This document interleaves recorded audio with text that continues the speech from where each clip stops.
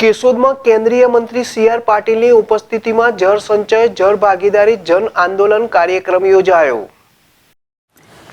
કેશોદ શહેરમાં કેન્દ્રીય જળશક્તિ કેબિનેટ મંત્રી સી.આર. પાટીલ જળ સંચય જન ભાગીદારી જન આંદોલન કાર્યક્રમમાં ઉપસ્થિત રહ્યા હતા।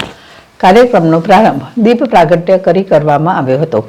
કેશોદના સ્વામી વિવેકાનંદ ટાઉન હોલ ખાતે ધારાસભ્ય દેવાભાઈ માડમ, ભગવાનજીભાઈ કરગઠિયા, જૂનાગઢ જિલ્લા પંચાયતના પ્રમુખ હરીશભાઈ ઠુબર, કેશોદ નગરપાલિકા પ્રમુખ મેહુલભાઈ ગોંડલિયા, તાલુકા પંચાયતના પ્રમુખ ભનુભાઈ આવડીદરા સહિત પદાધિકારીઓ અને સહકારી ક્ષેત્રના આગેવાનો ઉપસ્થિત રહ્યા હતા।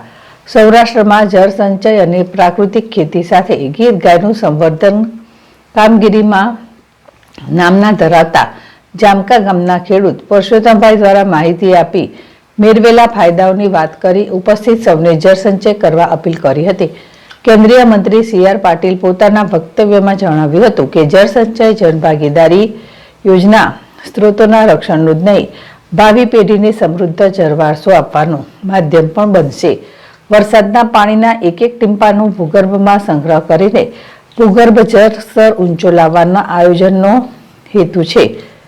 જળ સંરક્ષણ માત્ર નીતિ નથી, પણ સામાજિક નિષ્ઠાનો પણ મુદ્દો છે।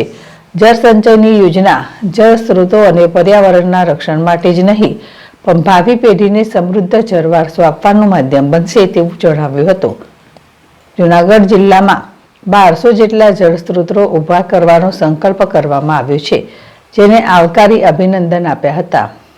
સાવજ ડેરીના ચેરમેન દિનેશભાઈ ખટારિયાએ આભાર વિધિ કરી હતી। રાષ્ટ્રગીત સાથે કાર્યક્રમ પૂર્ણ કર્યો હતો।